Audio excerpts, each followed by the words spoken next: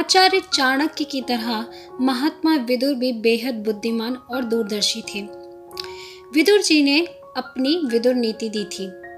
विदुर नीति वास्तव में वह संवाद है जो महात्मा विदुर और हस्तिनापुर के राजा धृतराष्ट्र के बीच में हुआ था।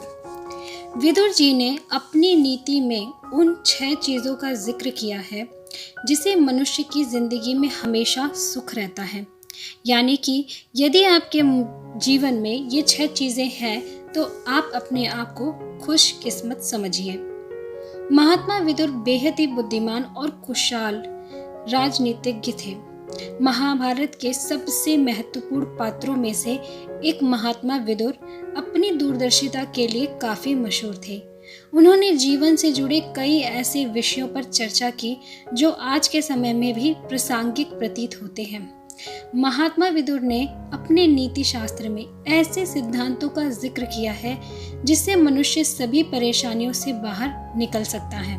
महात्मा विदुर ने अपने नीति शास्त्र में श्लोक के माध्यम से उन चीज़ों का जिक्र किया है जो यदि मनुष्य को मिल जाएं तो उसका जीवन सफल हो जाता है, साथ ही उसके जीवन में किसी भी तरह की कोई परेशानी नहीं आती है।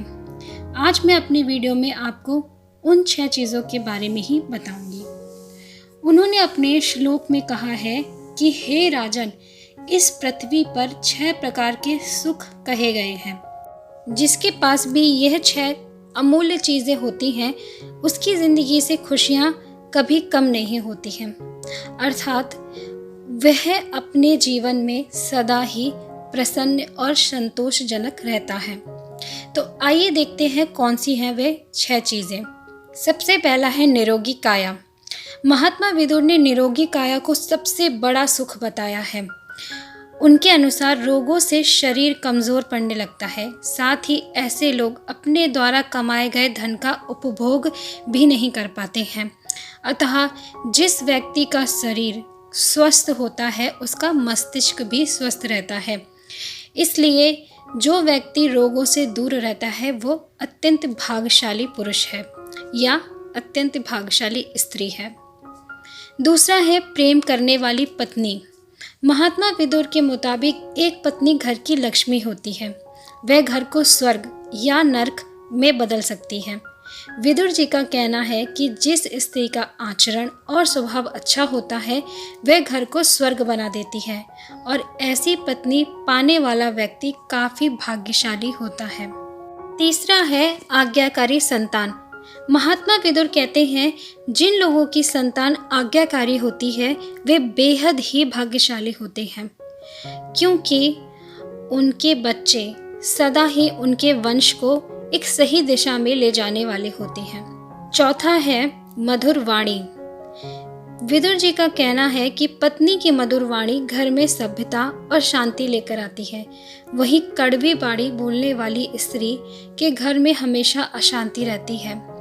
ऐसे में जिन मनुष्यों की पत्नी की वाणी मधुर हो वे बेहद ही भाग्यशाली होते हैं। इसके साथ साथ सिर्फ पत्नी ही नहीं बल्कि प्रत्येक मनुष्य को अपनी वाणी पर संयम रखना चाहिए।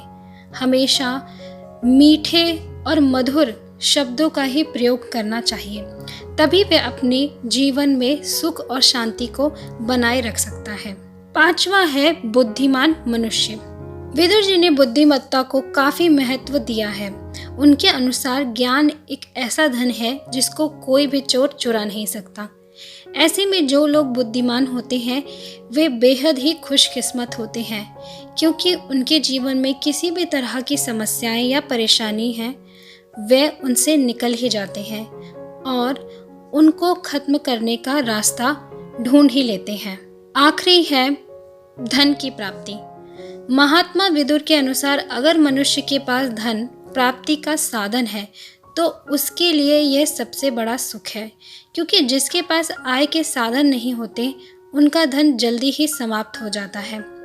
इसलिए हमें धन के पीछे नहीं भागना चाहिए, अपितु ऐसा प्रयत्न करना चाहिए कि हमारे पास कोई ना कोई धन का साधन हमेशा बना ही रहे।